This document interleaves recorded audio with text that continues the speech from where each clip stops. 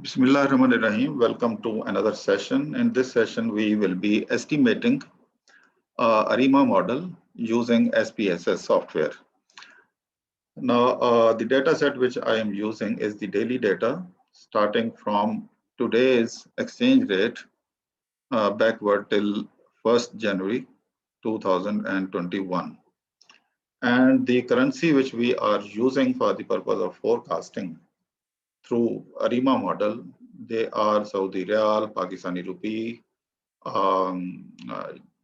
UAE dirham, इसी तरह Kuwaiti Riyal and US dollar against euro. So we are using actually 1, 2, 3, 4, and 5 currencies against US dollar. And this file we will be shifting or exporting to SPSS, or how to do it. I will open the SPSS IBM, which is 24, the 24th version. And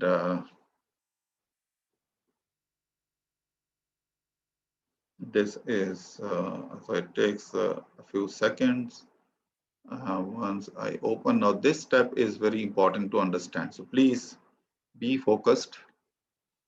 File, and you can either import data from Excel or you can directly open data. So better to import data from Excel. And this Excel sheet is where it is here, 5 exchange rates against US dollar. So we double click here. So this is how you can directly import data from Excel to SPSS. The same can also be done in case you are using eViews.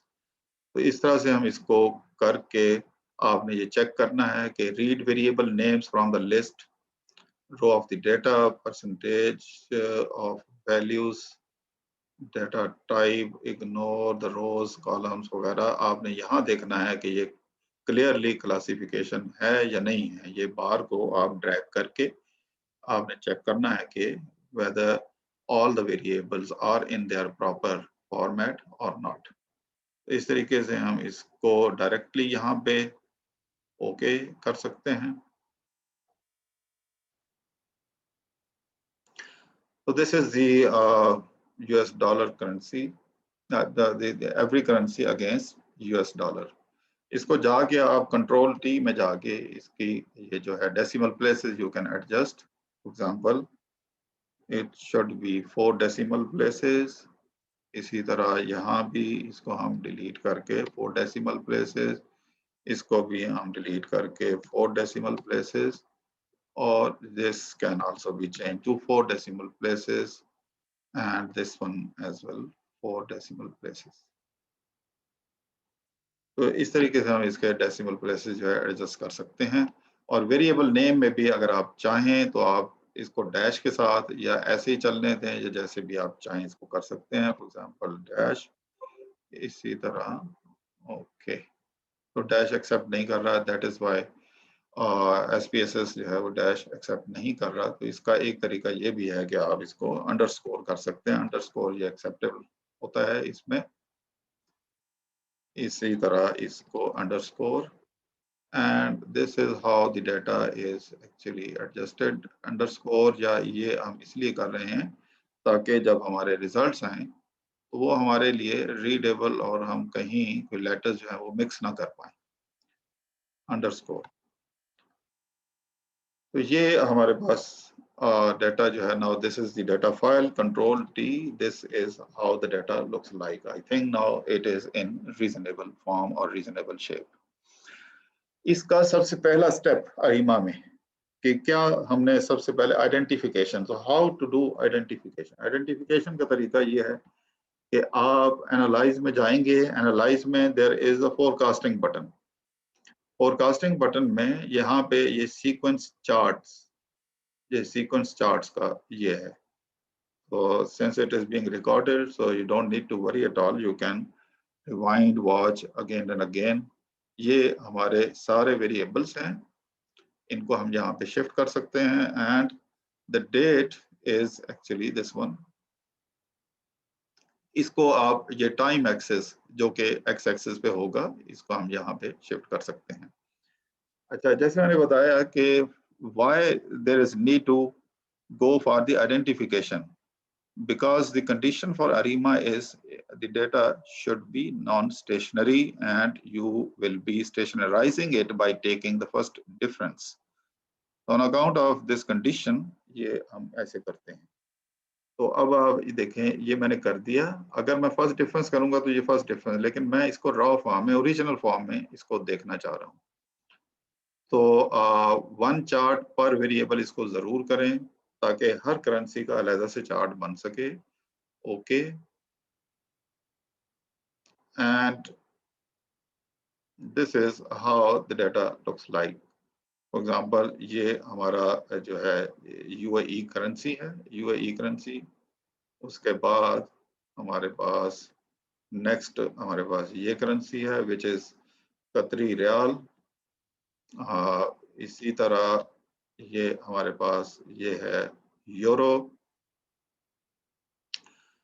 Reasonable fluctuation है, बाकी दो में तो कोई इतनी ज्यादा fluctuation हमें नजर नहीं आ रही। मैंने इसलिए सारी करेंसी को इधर डाल दिया है। एक और जो हम मिस कर रहे हैं यहाँ पे, हमें सऊदी रियाल नहीं नजर आया। तो लेट्स सी सऊदी रियाल, ये जो है, क्योंकि सऊदी रियाल के अंदर भी काफी फ्लक्चुएशन देखने में आई, जो कि which is clearly reflected from the graph. तो इस ग्राफ से ये शो हो रहा है कि एक तो सऊदी रियाल जो है, it is one of the better options for ARIMA models, क्योंकि इसके अंदर आप देखें एक ट्रेंड जो है, अपवर्ड ट्रेंड जो है वो नजर आ रहा है।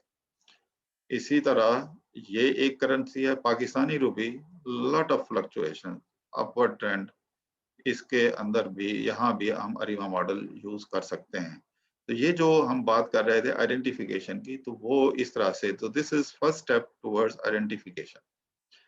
एक और जो आइडेंटिफिकेशन के लिए, ये इस पे भी हम अरीमा लगा सकते हैं, euro against US dollar which has also been fluctuating and indicating trend during the last four months, क्योंकि हमने 1 जनवरी से आज की डेट तक का ये डाटा लिया हुआ है। तो प्लीज डू रिमेंबर, एक तो यूरो पे हम लगा सकते हैं and later on we will be estimating ARIMA for these currencies. Pakistani rupee पे हम लगा सकते हैं। इसके अलावा ये सऊदी रियाल।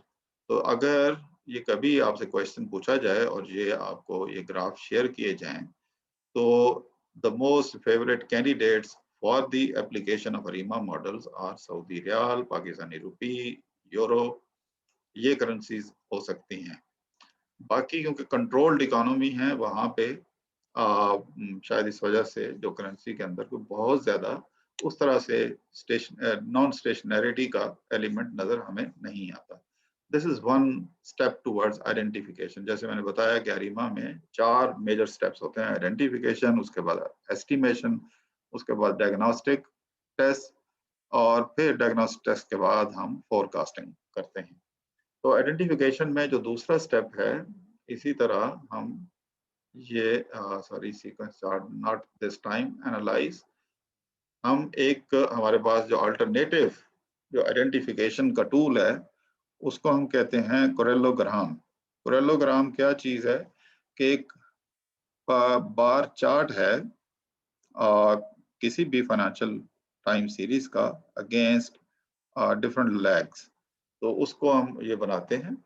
ये देखें यहाँ, ये हमारे पास ऑटो कोरिलेशन। तो basically correlogram is the reflection of auto correlation. इसमें 2 किस्म की ऑटो कोरिलेशन होती हैं, एक है पार्शियल ऑटो कोरिलेशन, दूसरी है ऑटो कोरिलेशन। तो इसी तरह हम ये सारी करेंसीज इधर शिफ्ट करके, बल्कि अब हमें अंदाजा हो गया है, तो सारी करेंसी शिफ्ट करने की बजाय we can now focus on Saudi riyal, Pakistani rupee and euro only.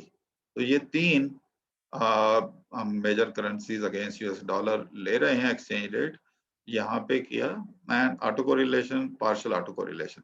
लेकिन क्योंकि ये ऑटो कोरिलेशन का क्या मतलब है कि यानी current value of the exchange rate, how far it is correlated with its past value, with its own past value, lagged value. इसी तरह जो yesterday's exchange rate, how far it is related with its past value, यानी आज से 2 दिन पहले की जो exchange rate था उसके साथ, and so on. फिर ये कितने तक ये आप लेना चाह रहे हैं, क्योंकि आपकी हमारे पास जो टाइम सीरीज है वो तो आज की डेट से 1 जनवरी 2021 तक है। तो क्या हम सब का लें? नहीं, ऑप्शन आप सिलेक्ट कर सकते हैं। बाय डिफॉल्ट SPSS 16 लाख तक का ऑप्शन ले रहा है, which is I think reasonable. तो हम इसको कंटिन्यू करते हैं एंड वी प्रेस ओके। तो ये हमारे पास, लेकिन ये हमने देख लिया कि इनमें ट्रेंड है, तो यहाँ पे इस वक्त जो है हम ये अगर ओरिजिनल देखना चाहें तो फिर तो we will not click any option. Okay, तो ये हमारे पास व्हाट इज इसको हम कोरेलोग्राम्स कहते हैं। ये जो आपको शो हो रहे हैं, आपने देखा, ये जो सॉलिड लाइन है ये कॉन्फिडेंस इंटरवल है, 90-95% कॉन्फिडेंस इंटरवल है। ये अपर बाउंड और लोअर बाउंड, ये लोअर बाउंड और अपर बाउंड के दरमियान आप देखें कि ये जो रिलेशनशिप है ये डिफरेंट टाइम पीरियड्स, क्योंकि 16 लाख तक हमने लिया है तो इसने यानी yesterday, उससे एक दिन पहले, उससे एक दिन पहले, उससे एक दिन पहले, till 16th day of observation. तो इसमें मोस्टली जो है ये इसके अंदर हैं, कॉन्फिडेंस इंटरवल के अंदर हैं, बट देयर इज वन, ये जो इसको हम इसको कोरेलोग्राम, और ये जो है ये बाहर है, one one wing is out of this confidence interval. So these are actually spikes. So one spike is out of this confidence interval. इसी तरह अगर आप ये पाकिस्तानी करेंसी को देखें, इसमें बहुत ज्यादा ये आउट ऑफ कॉन्फिडेंस इंटरवल है। इसका मतलब है सबसे बड़ा हमारे पास केस अरीमा के लिए जो टेस्ट करने के लिए वो पाकिस्तानी रुपी है, क्योंकि अगर कोई करेंसी ऑलरेडी एक स्टेबल एवेन्यू के अंदर है, स्टेबल रेंज के अंदर है, तो उसकी फोरकास्टिंग तो वैसे भी आप कोई भी फोरकास्टिंग टेक्निक ना भी लगाएं तब भी आप अंदाजा कर सकते हैं, उसकी एवरेज लेके भी आप अंदाजा कर सकते हैं। लेकिन पार्शियल ऑटो कोरिलेशन ये बाहर है। आप देखें, ये पार्शियल ऑटो कोरिलेशन और ऑटो कोरिलेशन में फर्क क्या होता है। ऑटो कोरिलेशन क्या है कि the current value relationship, it's relationship with its past value, and partial auto correlation क्या है? relationship of the two values, two consecutive values, holding the other values constant, keeping aside the other values. तो ये basically एक relationship है lag values और lag यानी lagged और जो करंट उसकी वैल्यू है एक्सचेंज रेट की, उसके साथ एक रिलेशनशिप है जो हमें बता रहा है कि ये डाटा जो है ये नॉन स्टेशनरी है। अब अगर हम ये इसमें ये ग्राफ है कोरेलोग्राम, और ये इसकी स्पाइक्स हैं जो बाहर निकल रही हैं। जितनी भी ये बाहर निकलती हैं उतना ये इंडिकेट करता है कि ये नॉन स्टेशनरी है। ये ग्रेजुअल डिक्लाइन जो है ये भी इंडिकेटर है कि नॉन स्टेशनरी है। तो auto correlation function gradually decline कर रही हो इसकी स्पाइक्स, और पार्शियल ऑटो कोरिलेशन की एकदम से विद इन रेंज हो और कोई एक बाहर हो, तो that is the indicator of non stationary time series. तो इसी तरह इसके ग्राफ के अलावा और भी इंडिकेटर हैं, जैसे ये इसकी वैल्यूज भी हैं। आप देखें कि ये सारी वैल्यूज जो हैं ये सिग्निफिकेंट है। ये बॉक्स यंग स्टैटिस्टिक, ये यंग बॉक्स स्टैटिस्टिक या बॉक्स यंग, इसको यंग स्टैटिस्टिक, हम इसको अक्सर लोग इसको ली जंग पढ़ते हैं, ये गलत है। ये बॉक्स यंग स्टैटिस्टिक इसको कहते हैं, which is actually measure of auto correlation. और इसका नल हाइपोथेसिस ये होता है कि there is no auto correlation, लेकिन ये सिग्निफिकेंस जो है हमें, अगर ये 5% से कम वैल्यू है सिग्निफिकेंस की, प्रोबेबिलिटी वैल्यू जो है it is less than 5%, which actually is sufficient evidence to reject the null hypothesis of no autocorrelation. So result is, decision is that there is autocorrelation and significant relationship of any two consecutive values, one in the lag and the other in the current, and so on.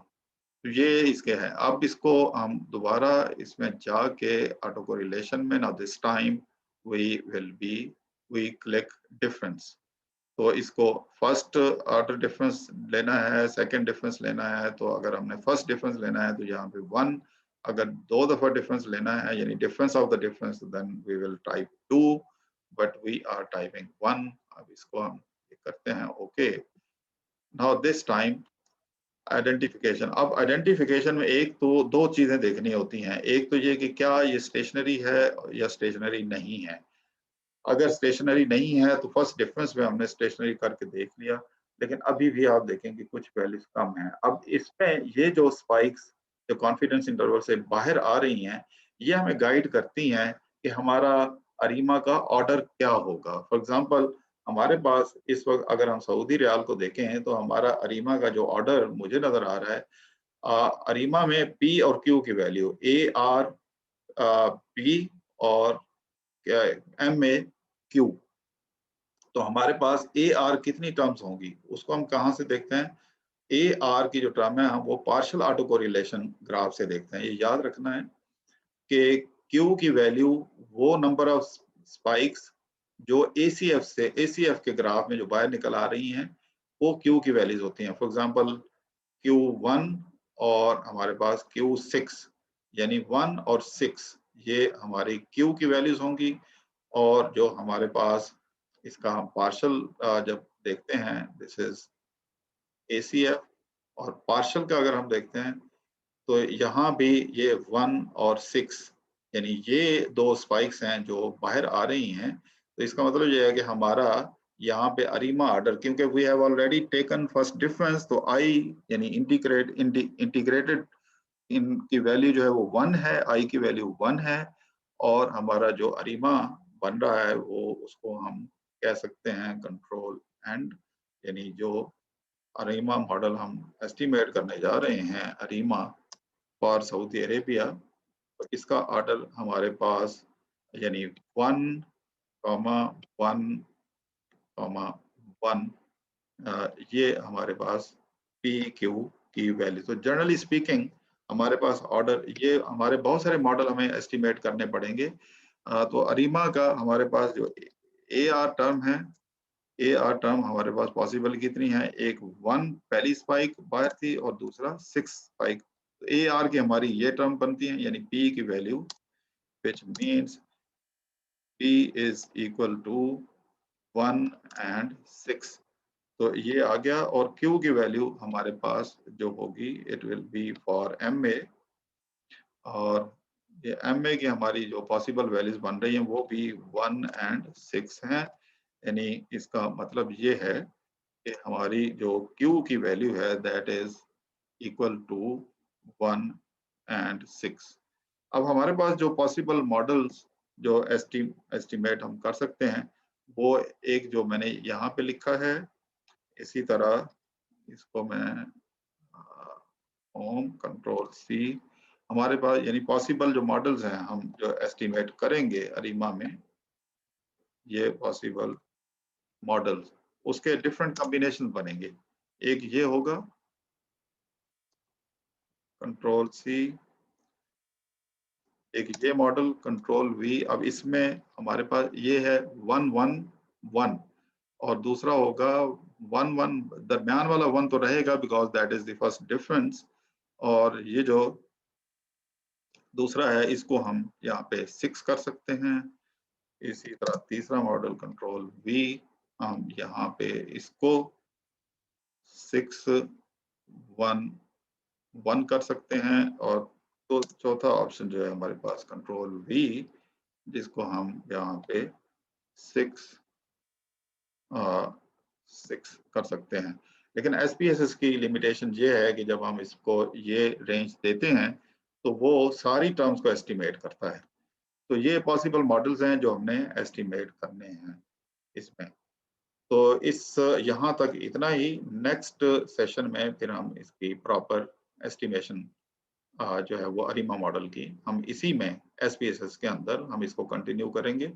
मैं इसको before I close this video, this session, let me explain it to you कि हमने ये AR16 कहाँ से निकला, इसको sum up करें। हमने SPSS के अंदर हम गए, SPSS के अंदर हमने ट्रेंड लाइन से हमने ये डिटरमिन किया, ट्रेंड लाइन से हमने ये डिटरमिन किया। ये हमारे पास ये मैंने यहाँ पे जाके सॉरी एनालाइज में जाके ये फोरकास्टिंग, और फोरकास्टिंग में सबसे पहले मैंने सीक्वेंस चार्ट बनाया। सीक्वेंस चार्ट से मुझे अंदाजा हुआ कि कौन सी करेंसी क्वालिफाई करती हैं फॉर द एस्टिमेशन ऑफ अरीमा। उसके बाद फिर हमने कोरेलोग्राम बनाई। कोरेलोग्राम हम ऑटो कोरिलेशन फंक्शन से बनाते हैं और पार्शियल ऑटो कोरिलेशन फंक्शन से। वहां से जितनी स्पाइक्स यानी फर्स्ट डिफरेंस लेने के बाद जो स्पाइक्स बाहर आ रही हैं कोरेलोग्राम की, वो उसका नंबर यानी नंबर हमें हाईलाइट करते हैं। तो हमने देखा कि उसमें 1 और 6, ये 1 और ये 6 स्पाइक थी। यहाँ से हमें अब इसमें से P की वैल्यू क्या है? P की वैल्यू जो हमारे पास है वो आती हैं पार्शियल ऑटो कोरिलेशन फंक्शन से, और जो Q की वैल्यू है, Q की वैल्यू है वो हमारे पास आती है ACF फंक्शन से, auto correlation function, partial auto correlation function और ऑटो कोरिलेशन फंक्शन। तो ये इन दोनों से ये हमने ये नंबर कर लिया। अब इनके पॉसिबल कॉम्बिनेशन बना के हमें पता चलता है कि हमने कौन से पॉसिबल मॉडल्स एस्टिमेट करते हैं। तो सारे अरीमा गुड नहीं होंगे, इनमें से दी अरीमा which qualifies, which prove for the diagnostic, which qualify the diagnostic test, which pass the diagnostic test, they will be good for the purpose of forecasting. तो नेक्स्ट सेशन में फिर इंशाल्लाह हम इनकी एस्टिमेशन करते हैं, और नेक्स्ट फिर मैं आपको लिंक जो है वो भेज देता हूँ। Thank you very much.